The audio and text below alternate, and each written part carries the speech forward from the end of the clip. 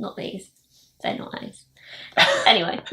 Hello and welcome to episode 5 of the Won't Grow Up podcast with me, Kat Bison. And me, Liam Underwood.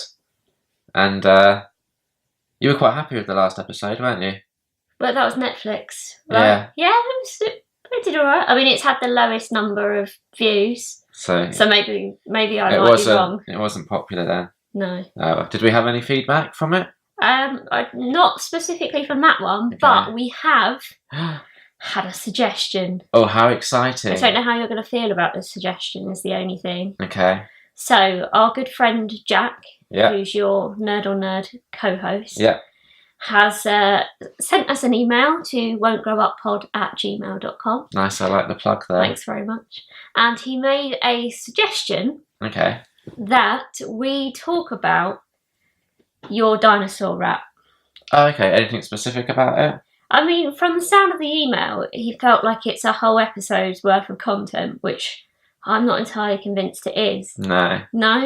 I don't think it is, no. No? Well, maybe you could, to appease Jack, before we start talking about what today's topic's going to be, you could give us a taster of the dinosaur rap. Nah, you need the backing music, it was a duo. Don't forget, it was MC Liam and Big C. That doesn't usually stop you from quoting it from time to time. Yeah, it's different when it's an impromptu live performance, but this is going to live on the internet for forever.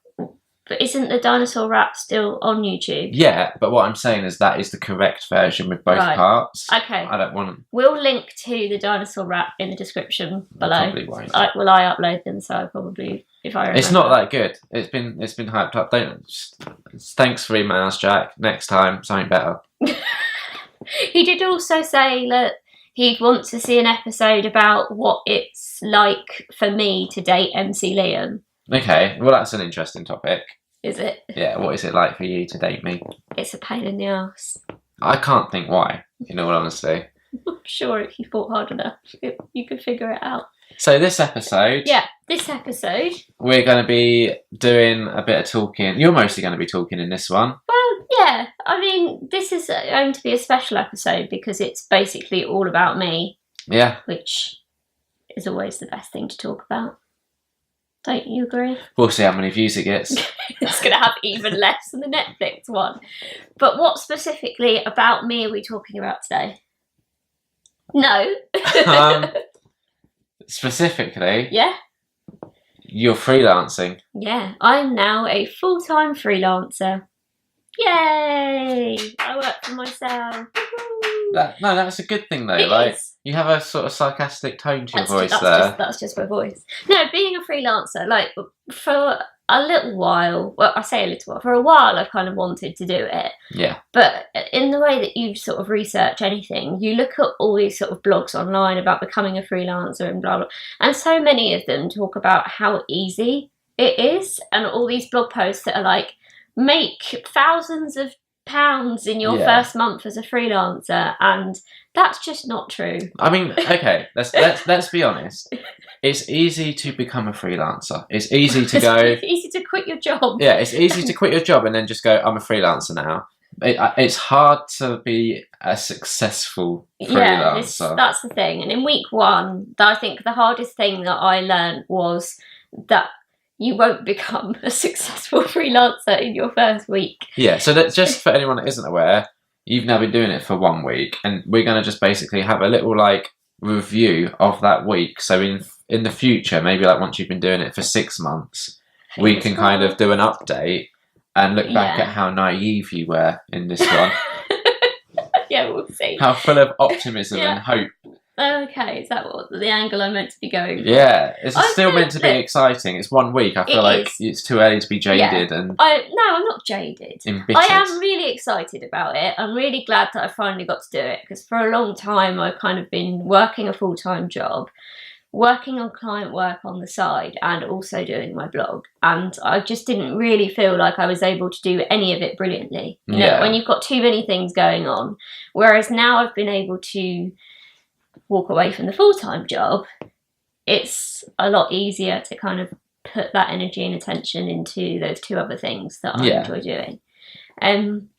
So I thought it could be a little bit like a sort of Q&A type thing. I've got Q's. You've got Q's. I might have some A's.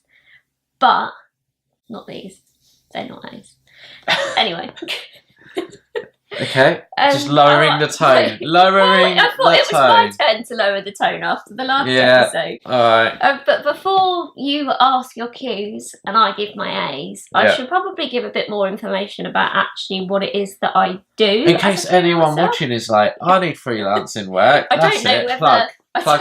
Whether this podcast is going to be like a client acquisition. No, that's what you do. You just send this to people. Yeah. You're like, did you not know what freelancing is? Boom. Watch this like half an hour plus episode where you talk about freelancing, and also there's eye candy. Of course, yes. Anyway, so what I do is I'm a freelance copywriter. So I basically write content for businesses' websites to help them rank on search engines.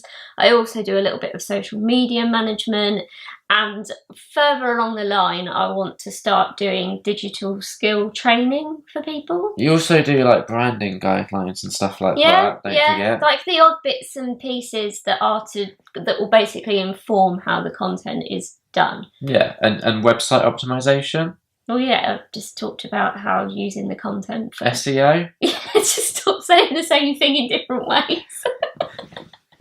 So that pretty much sums it up. Yeah. What I do. Yeah, pretty much. Mostly for like small businesses.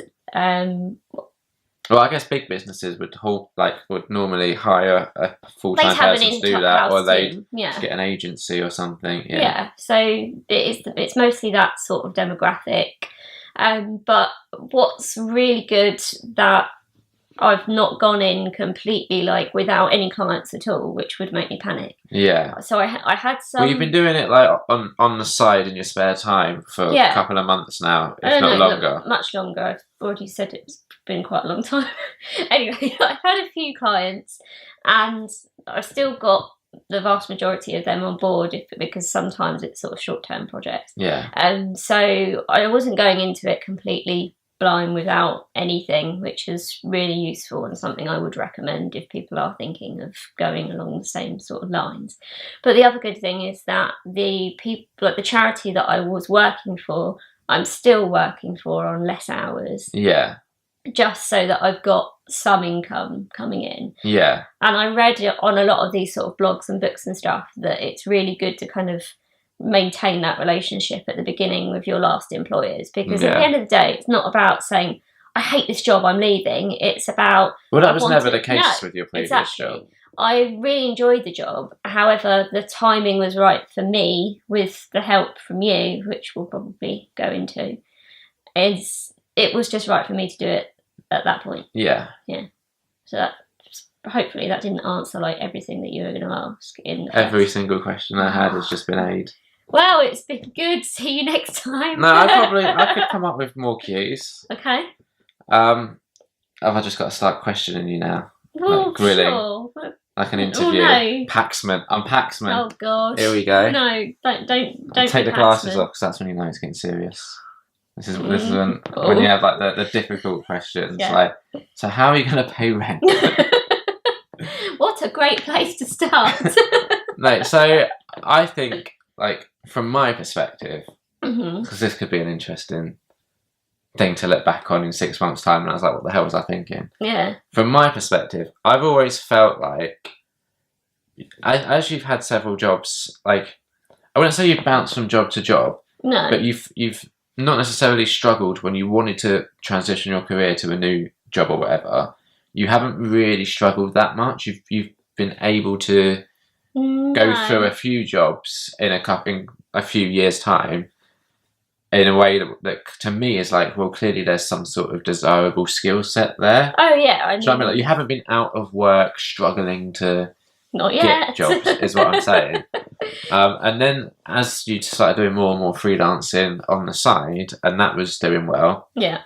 The other thing is, normally, this wasn't so much the case with your last job, but with previous jobs, the issues that you tend to have don't tend to be centered around the work itself, but usually it will be like management issues or something like... I can probably sum up like all the previous jobs, and that you kind of have this honeymoon period when you start working for a company where they're really excited by all your ideas. They kind of let you get on with what you're doing, and you can kind of show the sort of return on investment relatively quickly in the industry I work in.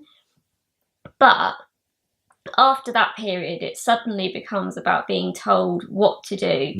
Not about using your expertise and your skills to say the best way to do things. And again, that's not really the case in my most recent job. But that's been a pattern in previous jobs. So to me, I was always like, you're going to be happiest working for yourself. Not having to answer to someone else who's coming up with ridiculous ideas. I think forcing you to do stuff that you don't have a lot of passion for or something like that. You know? A lot of organisations nowadays are top heavy. Yeah. And you've got people that are in kind of like high paying positions with lots of power but no idea. Yeah, exactly. Especially when it comes to more modern forms of marketing like digital and SEO and everything else. You're quite lucky, I think, in that you know what you want to do with your like career. You have like a really solid idea of like, this is what I can do, this is what I enjoy doing. Good at, exactly. And I've been doing it for a long time, and I think that I followed a fairly traditional course to what I'm doing that a lot of other people that do what I do have also done.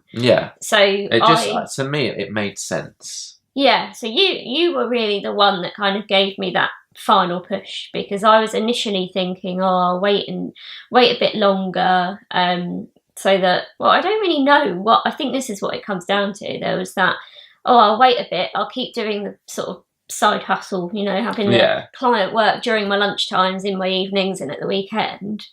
And then one day he just turned around and was like, well, why don't you just do it now? And I couldn't come up with a reason not to. Yeah, exactly. Which made it a lot easier to decide to do it. It just seemed to make sense. Yeah. So, like, I'm not saying like I'm a martyr or anything. I'm just saying this is my perspective of why I was encouraging you. But I think it does also need to kind of be clear that one of the reasons that I'm able to do it is because I've not just got your support of saying, I think you should do it.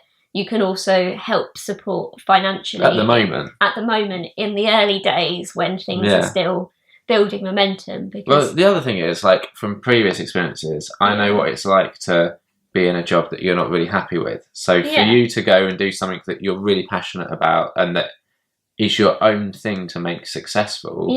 I think if one of us can be happy with what we're doing, the idea was that both of us are happy with what we're doing. Yeah, but let's do one at a time. Okay. Let's get me in a position. Well, I think your dream and most people's dream would probably be that.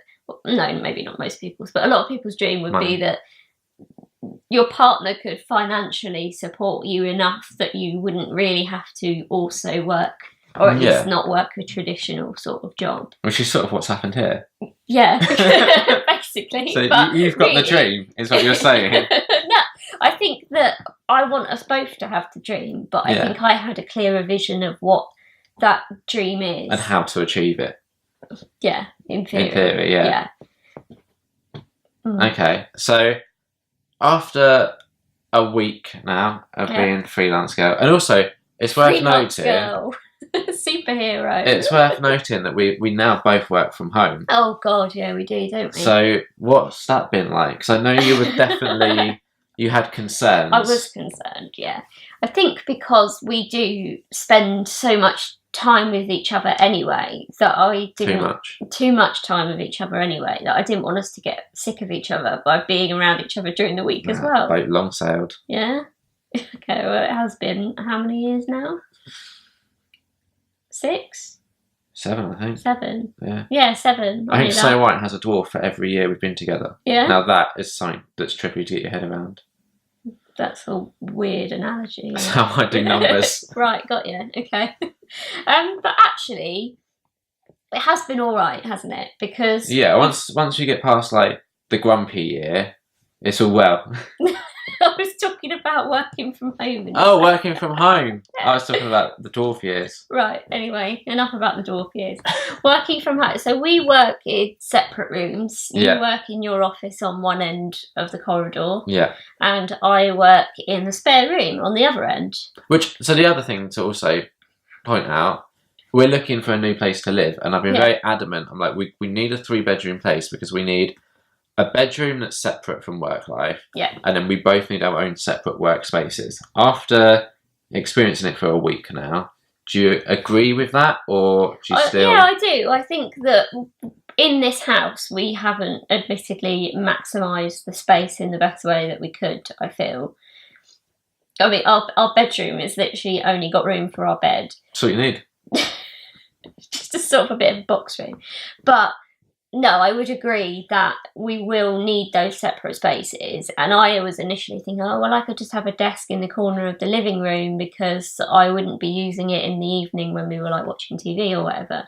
But you do need that whole... You need to be able to shut the door on it at the end of the day. That's the key thing. Occasionally when I just leave it ajar, I'll just sneak in and do a little bit more work. It's naughty. But, you know, for me, I like that you've not had to commute. So we went to the cinema at like 5:20 one evening. We finished at 5, didn't we? That wasn't the smartest because that's when everybody is leaving work, and therefore we got stuck in traffic and missed about 30 seconds of the film that you then went to watch because we didn't know at that point how little we'd actually miss. Yeah. But no, it is nice not having that because my commute wasn't a big commute, but it probably added about an hour, maybe just over an hour to my day driving to and from, which is nice to now not have. Yeah, definitely. It means you don't have to get up so early if you want to do the gym before work. I used to get up at 6 o'clock if it was a gym day, so I basically stopped doing it. Whereas now we can probably get up at 7, half 7, still be back and ready to work for 9 o'clock. So which is probably worth mentioning actually, that I made the conscious decision to work traditional working hours. Like I will maybe sometimes start a bit earlier to finish a bit earlier. Yeah. But I know that, again, lots of this sort of stuff online about working freelance, they're like, you can literally choose whatever hours you want. But I'm so used to working that set amount of hours a day that I'm still really enjoying the flexibility. But I wouldn't want to do one day that was like shorter and then do another day that was like a lot longer to make up the difference, I think. Fair enough. Yeah. So, more questions about your first week as a freelancer. Yeah. What has been the most challenging thing so far? I think that it's in my head. I kind of, like I said at the beginning, I kind of wanted to be successful straight away, and suddenly have all these clients coming in wanting to work with me, even though it's literally the first week. Yeah. So I think what's been difficult for me is to come to terms with the fact that actually I need to be focusing on the business and not be panicking too much about the fact that I've not got new clients coming in just yet. So like work-wise, that's probably the toughest challenge. Okay. I think just working from home generally, it's probably like, I don't know really. Well, I know you were concerned that I would be a distraction, but I kind of just leave you to get on with it. Yeah. Because I've got my own work to be doing. Yeah, that's true. We do occasionally, I mean, I've probably been worse than you. Yeah. Because you were on a call. Yeah. And I wanted to put a wash load on because can I just say how amazing it is when you work from home and you can stay on top of your washing. It's like the most boring thing to be excited about, but it is like amazing. But yeah, I just walked into the room to pick up the towels and everything. It was a good job I wasn't on a video call. I've just been hovering in the background. At least I was like dressed and not like in pyjamas or anything. But it does. Now it feels like I've got like a hall monitor. Like you pop your head in, you're like, "You doing work?" And I'm like, "Obviously." And no, like, I ask how you're doing. I don't pop in. I'm like, "Are you working?" What about the time when you sort of popped in? You went, "I haven't eaten all day and I'm really hungry. When are we going for lunch?" And I was in the middle of a load of work. Well, look, You said to me earlier in the day that we were going to go out, and you literally said, we'll go out after I do this thing. Yeah, and then more things came in to do. It's the way work happens. The thing wasn't even a work thing. What was it? I don't even remember. You were going to go to the toilet. Oh, yeah. You're like, I'm going to go to the toilet and then we'll go. Yeah, and then work things happened. Fucking like, at least an hour later, I'm like, pretty sure he's done that thing. I had. And then, yeah, no, but I was like, I better check my emails. Work thing had come in, I had to sort that out. Yeah. And then I was in the middle of sorting that out. Given me the heads up, you know? I was in the middle, and then you just pop in, I'm hungry, I want to eat food. Yeah. That's been the most challenging thing for me. So what's been the biggest surprise so far this week? And that can be a good surprise or a bad surprise, but let's try and keep it optimistic, so go for a good one. Keep this podcast upbeat. I think one of the... So I'm a member of quite a few sort of Facebook groups, like freelancing groups that kind of people post questions and give advice and blah, blah, blah. And I wanted a bit of advice on cold calling as a sort of technique for getting clients in. And like was flooded with a load of advice, including several people that said don't do it. And just that sort of confusion of different advice, especially from people when you're just like, I only wanted to find out from people that have actually do it. Yeah. I think to me it was surprising that people get so uptight about things. Like I know generally on Facebook, like some of the stuff that you see on there is shocking. Yeah. But I wasn't expecting other freelancers to be so like set in their ways and to even bother engaging with something that wasn't relevant to what they do as a freelancer. Okay. So that was surprising. But what was good was that because I asked about cold calling, but I was also looking at cold emailing as well. And I sent an email out, and loads of people say, oh no, don't cold email, blah, blah. I sent an email out to a web developer to find out, a local one, to see whether they wanted to meet up and see how we could work together. And I had a response within an hour. Yeah. And so I just basically proved people wrong anyway. I think what was most surprising about that was, like, I'm not really good when it comes to kind of social interactions and that sort of thing. But I made a suggestion to you, didn't I, about how to respond to this web developer when they sent an email in. Yeah. And I think it went really well. Maybe tell the story now. So this web developer, in her email signature, said that she was a big fan of Jaws. The film. The film. With the shark. Yeah, that's the one.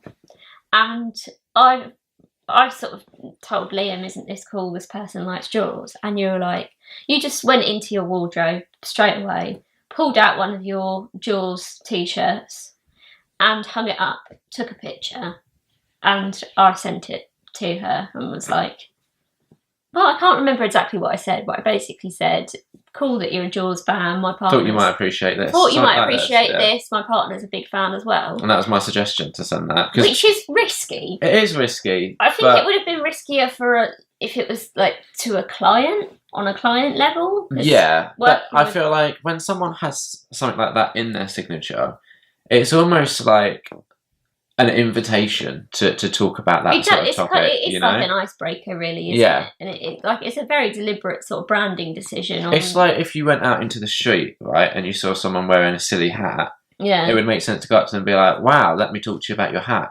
Right. It's like that. It's like a sort of wacky signifier. Well, you've had some experience with this, with some of your clothing out in public before, haven't you? Yeah, people like my clothes. Yeah, why don't you tell our audience about the experience that, in all places, this happened at a Marks and Spencer cafe? Yeah. Do you want to tell the story? I was wearing a Predator t-shirt. Yeah. From the hit movie Predator. Really? Okay. You know. Yeah.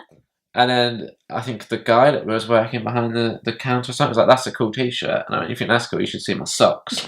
And I had Predator socks on. Yeah, matching socks. And he thought it was really cool. And then just this week we were in Marks and Spencer's, and the guy that serves us was distracted, and I was wearing a Goosebumps t-shirt, and he started banging on about how much one of his colleagues loved Goosebumps. He wasn't banging on about it. He just said that it's a shame that his friend wasn't there to see. Like, the thing is, he was serving you, and I was just there, not really paying attention. And when he started talking kind of at me, it took my brain like a few seconds to kind of kick into gear. Funny.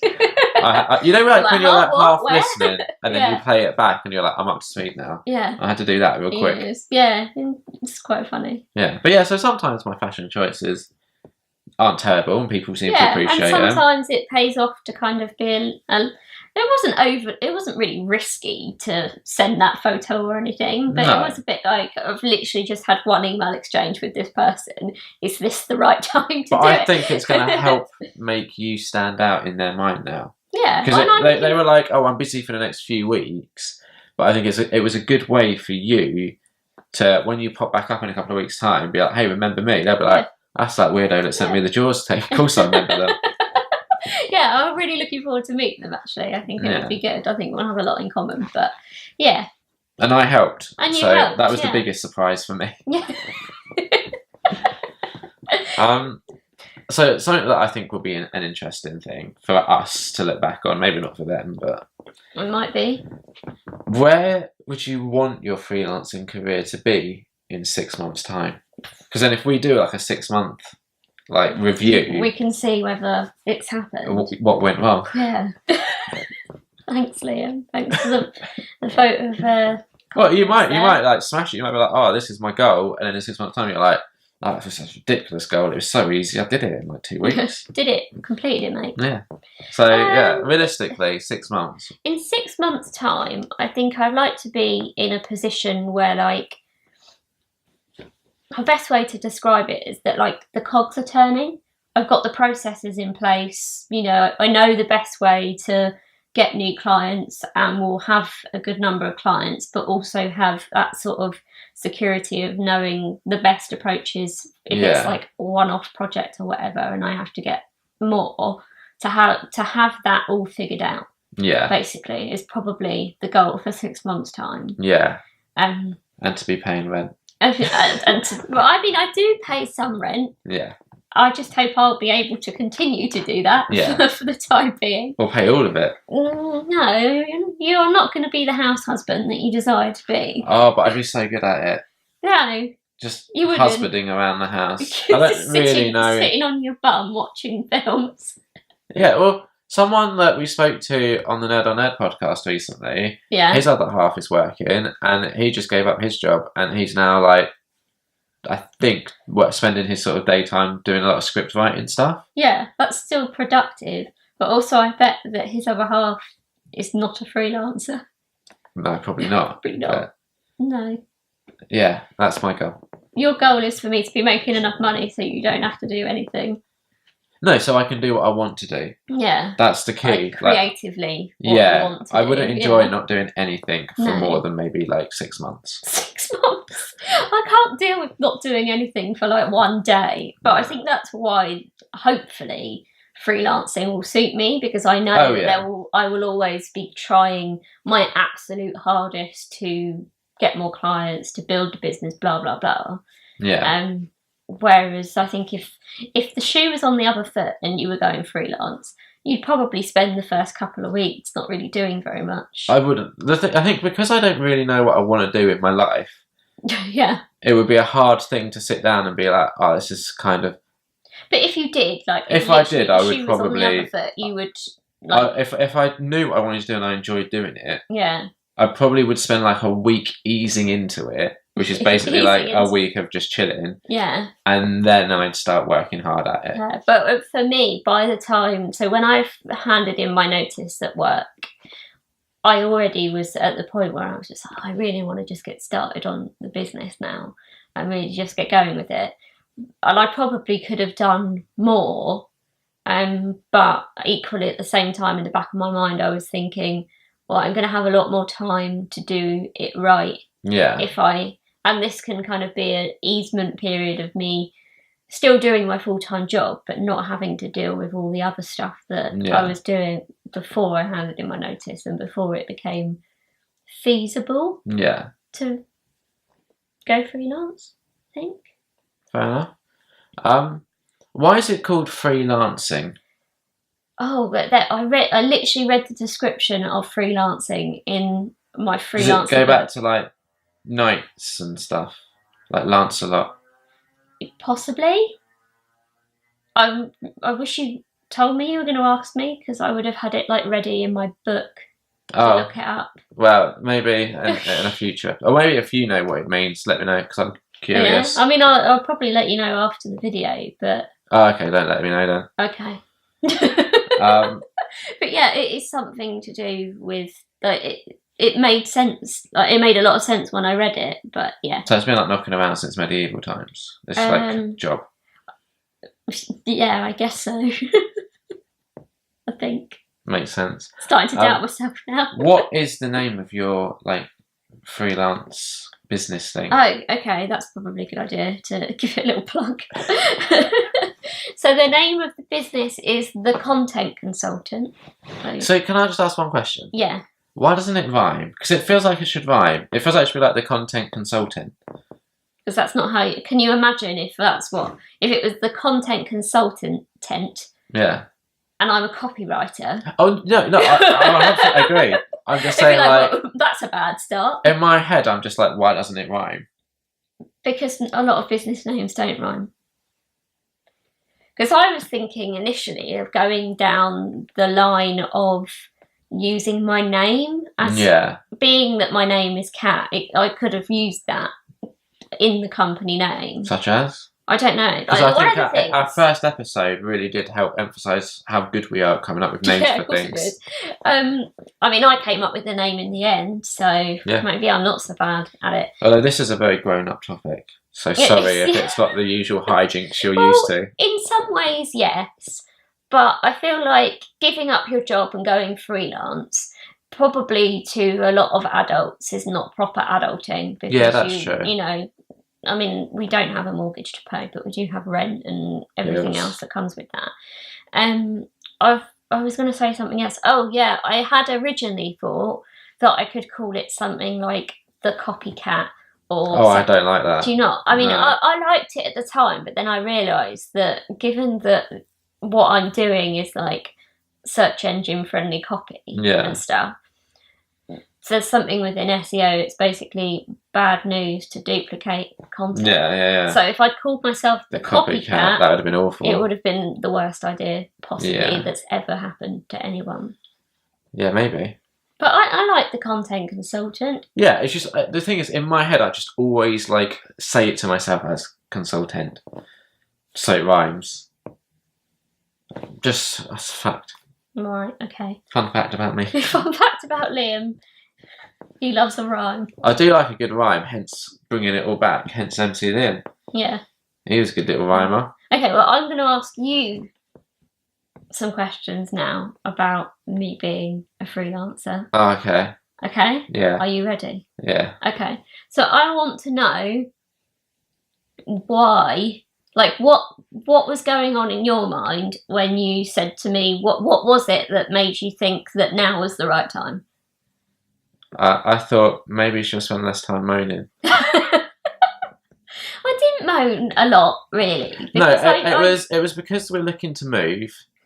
And the way I figured it, I was like, it makes sense to spend your time before we move trying to get clients and build up like relationships and stuff in this area. And then when we move, you've already got like a network in one place. You can start building up a new network in the other place. Yeah. And you're kind of hitting two different areas, which is... Yeah, and the good thing about what I do is that you could literally do it from like anywhere. Yeah, like, exactly. There's like copywriters that literally live in different countries to their clients. So I just thought it made a lot of sense now when we're looking to move to spend some time just getting yourself established and building that sort of those relationships up ready. So when we do move, it's not like you're starting completely over, like just from such a base level where you're like, okay, so I'm in a completely new area. I've got to figure that out. Then I've got to figure out what sort of businesses are around. And I feel like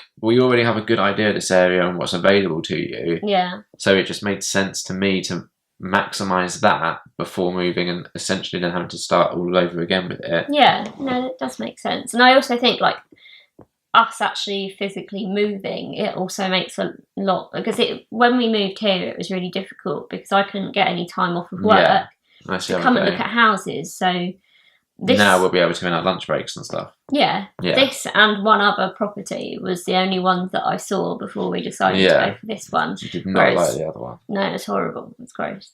But you had to go and have a look around all these different places on your own, which sucked. So it did. At least when we do move, whenever that may be, we won't have to go through that again. Yeah. Any other questions for me? We've kind of gone through what was the most challenging. Yeah. I don't know really. That was the main one that I had. One of the other things that I'm struggling with is it was really nice when you worked. So not only would I get a nice peaceful quiet day and I could get my work done and everything. Right. But then I'd have a little hour of Liam time as you were travelling back from work. So first you were saying that you didn't like that I had the commute, and now you're saying that you miss the fact that I'm not here. I'm not saying that I miss it. I'm just saying, that we've managed to turn it to our advantage, by going to the cinema at one time. Yeah. But equally, I'm saying I missed a little hour where I could have a little nap, or I could play some PlayStation or something. Oh, poor Liam doesn't get to have it, but he still has his little nap. That's true. That still happens. No, but the thing that I missed the most, that I was leading up to, was I could kind of send you a little mini shopping list, and you could pick that stuff up on your way home. Shopping has become a bit more complicated because I would literally just go on the way home, pick up fruit lunches for Liam for the next day or something, and now if I heat myself up some chili for lunch, I've got this one why does that place smell like chili? And then the other day, here's another thing. I'm there working it's away. All coming out now. Yeah, I'm working away. Suddenly, smoke alarm starts going off.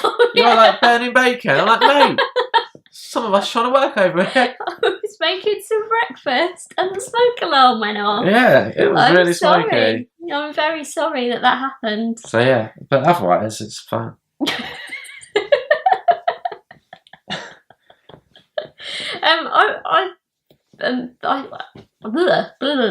What I was going to say was that there are things that I do miss about working in an office. Not having to see me all the time. No, that wasn't one of them.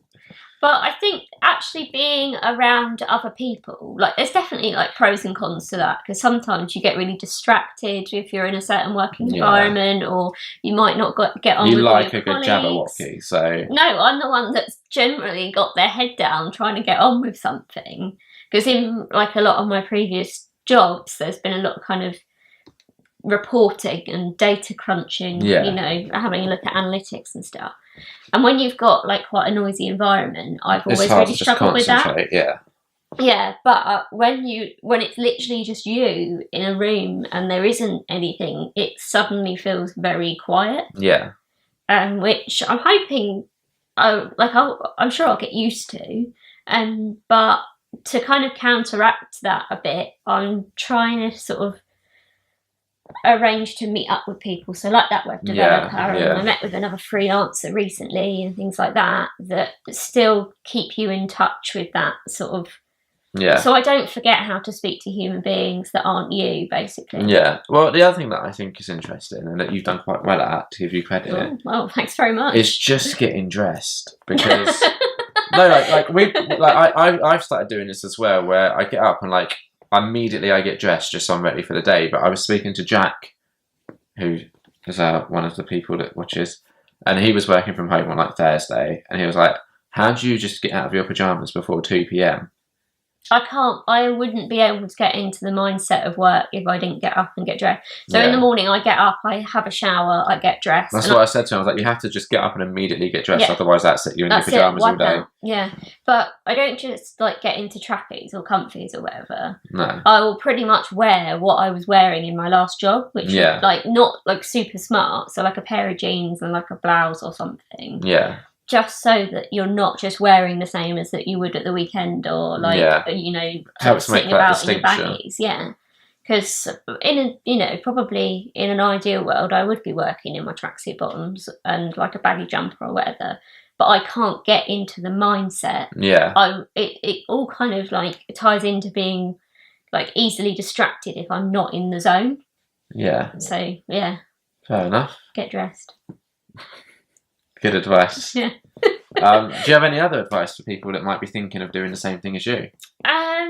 Don't read too many blogs that tell you how easy it is, because... Well, aren't you going to start a video series talking about it? So maybe you don't read blogs, just watch that. Yeah, I am hoping to, maybe next week, maybe later on, I haven't decided yet, to start doing vlogs of my sort of day as a freelancer sort of thing, to give a more realistic flavour. I mean, everyone's experience will be different. Yeah. But I want to give a flavour that isn't just like the many blog posts that I've read that say how like easy it is to be successful, because it's just going to massively depend on so many different factors. Yeah. That I mean, on my first day of freelancing, from working from home, that Monday, I had like a mini breakdown about something to do with tax. Yeah, tax codes and stuff. Yeah, because of a sort of slightly complicated contract that's I've got at the moment.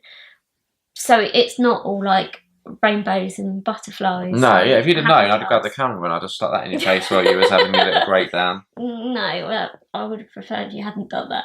Oh, okay. But yeah, I think the best piece of advice I could give is to try not to make so many decisions all at once.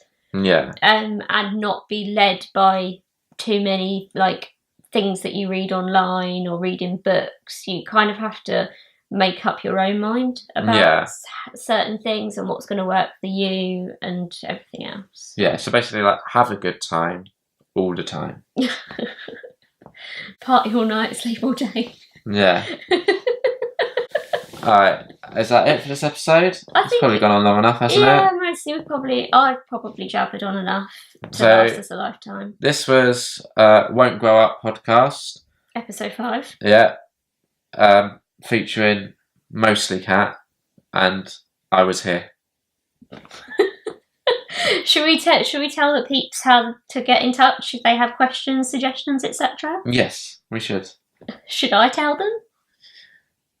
You can tweet us at wontgrowuppod. Yeah.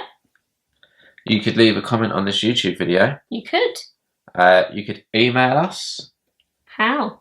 Is it wontgrowuppod@gmail.com? It is. Well done. And if you wanted, like if you were like, oh man, I think Liam's a bit of alright and that cat talks too much, you could just send me a direct message on Twitter at Liam Underwood. Just slide it straight into the DMs. Yeah. Yeah. Or equally, if you've got any questions, like how did you kind of come up with your name, the content consultant? How did you... content consultant. Yeah, how did you decide to do freelancing? You know, why are you still with Liam? All those sort of questions. They can just contact you directly. They're all valid questions. They can. So you can find me on Twitter, more about Kat. You can find Liam on Twitter at Liam Underwood. Liam Underwood. It's real easy to remember mine because it's just my name. It's just your name, and mine's the name of my blog, which also has some freelancing content on there at the moment, if you fancy checking it out. So we will see you next time. Bye. Bye. Party all night, sleep all day. Yeah.